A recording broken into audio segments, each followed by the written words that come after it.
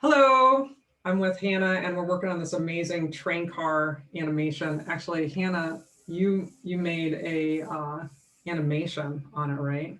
Mm-hmm. So this is part of our goal with your dining car piece, and engine car.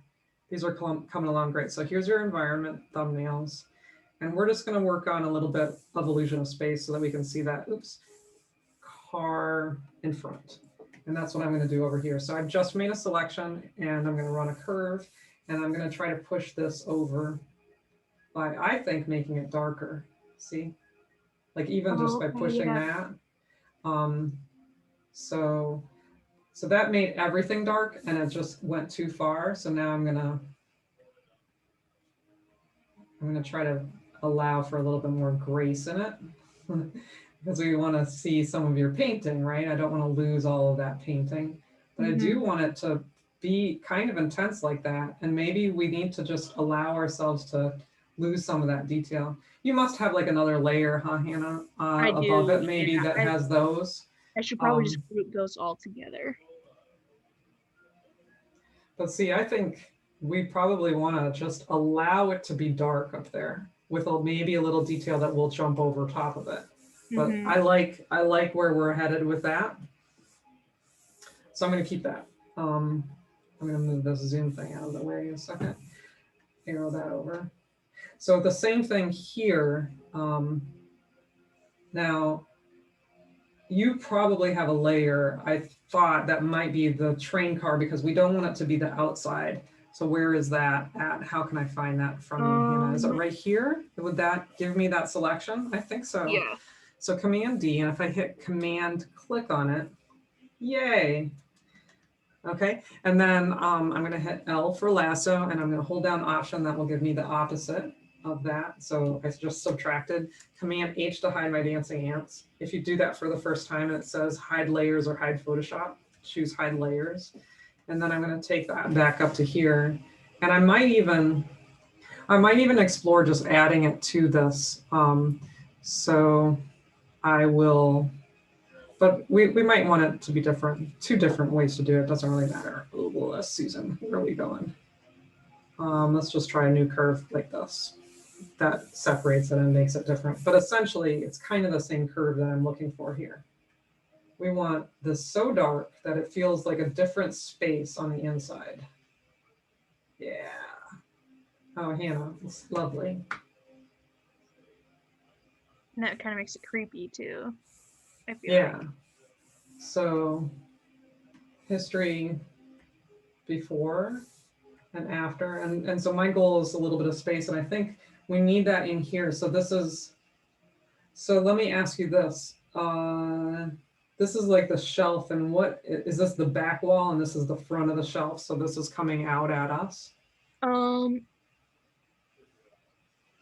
I think it's just like I made it like wider or like bigger, because like Uh-huh. that way it'd be like more noticeable rather than just a line. Uh-huh.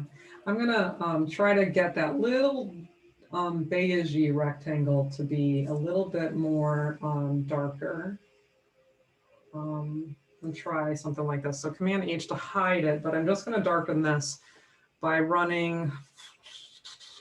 Let's see, how can I do this? You do have paint overs above it, but you're trying to also work with multiplane a little bit because you're Mm-hmm. animating. Where does that live in the world of your layers? Is it all right here actually, and everything's? Yes. And then all like the chairs and the curtains and It stuff. is. It's all right there. Okay. Yeah. So if I take this and I duplicate your layer, okay, because I wouldn't want to adjust what's already there. Um, I'm going to turn, it might mess up with this little arrow down the clipping Oh, mask. that's fine. Um, so basically, I'm going to allow you to have this one as your original. Mm-hmm.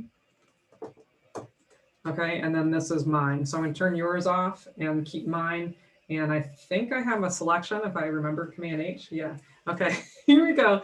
Um, in order to do this, I could just dodge and burn it, which might be the fastest way.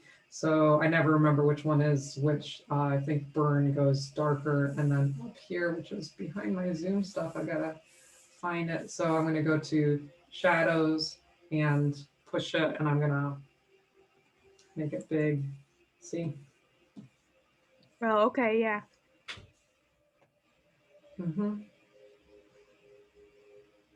But I think that we need it up here too. Like this needs to push it. So Command D, and where is that part of the image? If I select it, that goes to your paint. If I lock this, then maybe I can select it now. That's highlights and shadows. I'm gonna lock that, see if I can actually find your flats. That's back to background, isn't it? Cool. I think so. Yeah, everything's there. Cool. Well, and then Okay, I have so like some, I think, details of like the packages like that are on that shelf. I think it's called uh-huh. like I layers, don't like, want the packages, I just want the background of it. oh So yeah, that's a yeah, background. yeah. So I'm gonna click, oh, it's not enough, Susan. There we go, something like that. Okay, Command H to hide it. Now I'm gonna dodge and burn, but a little bit more, like I'm trying to create, it's rounded right at the top of that. Mhm. So it's gonna be a little bit more graceful rounding. Dodge and burn is here. And so this time I'm gonna go a little bit smaller. I've got my blurry edged. It's tricky. It's too much.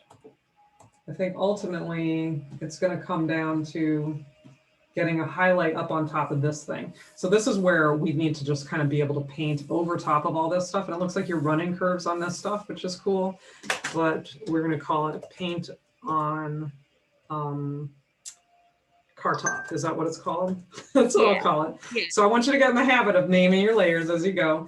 Command D to deselect, zoom in, and B for brush. And I like Jason's nice. And I'm going to Cintiq this down so that I can get my drawing to go. And I do want a selection because I want to just be kind of a fast paint on that little edge. Oops, Command Z. My Cintiq just dropped.